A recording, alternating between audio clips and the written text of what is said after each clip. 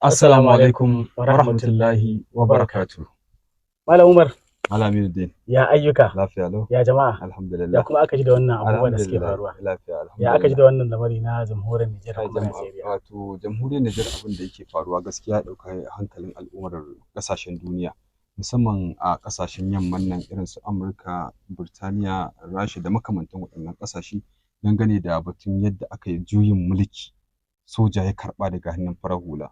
Bayan kuma ana buƙatar a ci gaba da reno da kuma kwaikwayon yadda ake gabatar da al'amuran siyasa irin ta ƙasar Amurka da ta shafe shekaru sama da 200 tana gabatarwa a faɗin duniya. Wanda kuma shekarun da Amerika ta shafe sama da 200 ba wai yana nufin ita ce ƙasa ta farko a duniya da ta fara gabatar da harkokin dimokuraɗiyya a faɗin duniya ba.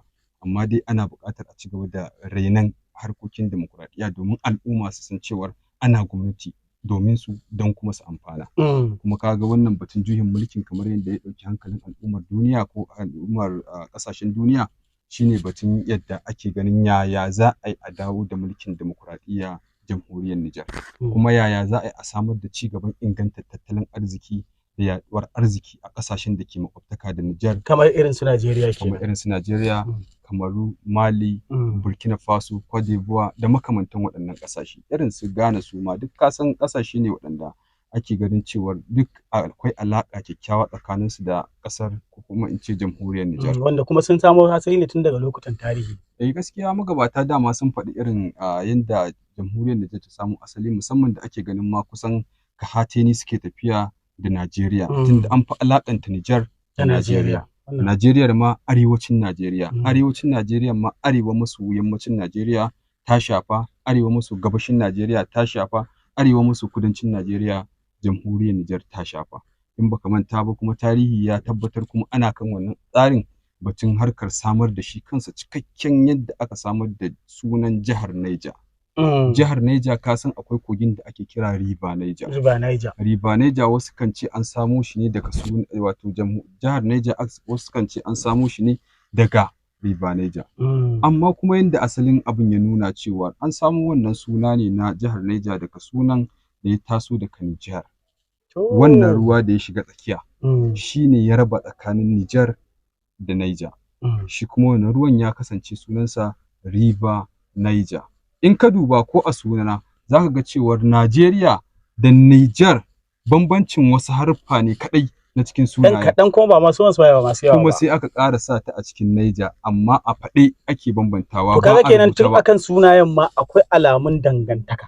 Akwai dangantaka mai kyau. Wanda ta faro tun daga cikin asalin tarihi kuma ina ganin wani abu ne wanda yake da an taɓa zai zamanto tattalin arzikin Najeriya da Nijar ɗin ya iya samun ta. Ƙwarai kuwa ka san shi batun tattalin arziki shi yasa ko a baya wato waɗanda suka shuɗe shugabannin Najeriya tun waɗanda suka samo 'yancin Najeriya tun 1960 irin su Abubakar Tafawa Ɓalewa, su Ahmadu Bello Sardauna Sokoto, irin su Nnamdi Azikiwe. Misali sun yi ƙoƙarin cewar an tabbatar da ƙasar akan gwadabanta na ƙoƙarin haƙo ma'adanai, na ƙoƙarin ganin cewar ƙasar ta dogara da ƙafafuwanta ba tare da ta dinga dogaro da wasu ƙasashe da ke jikinta ko kuma ƙasashen duniya ba. A ɓangaren harkar tattalin arziki kenan.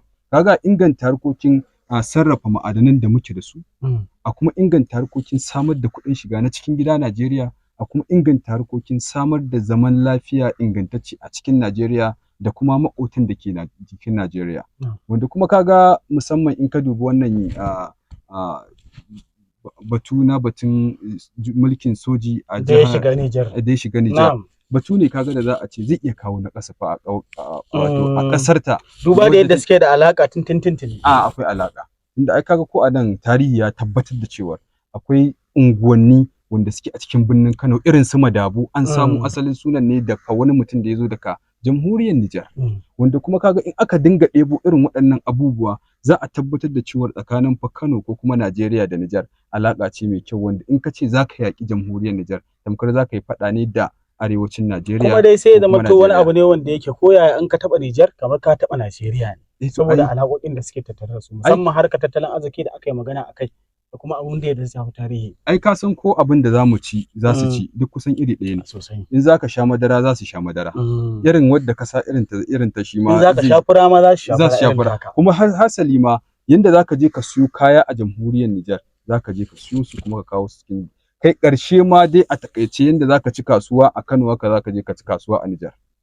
An ɗauki abun kahatani ana tafiya domin ci gaba da fahimtar juna tsakanin al'umma da kuma ƙoƙarin wanzar da zaman lafiya da ƙaruwar arziki a tsakanin juna.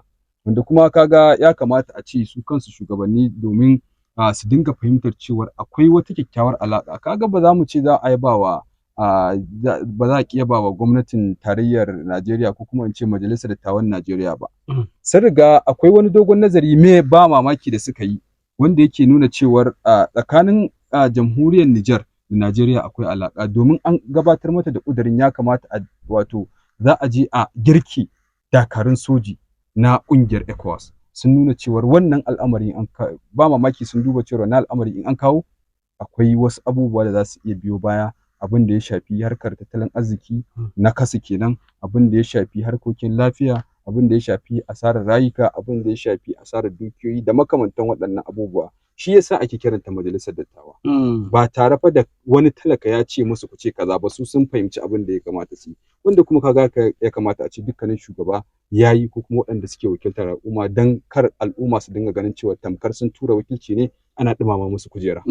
Malam Aminu, ni ina ganin a fahimta ya kamata a ce a shigo da wata siyasa irin ta duniya.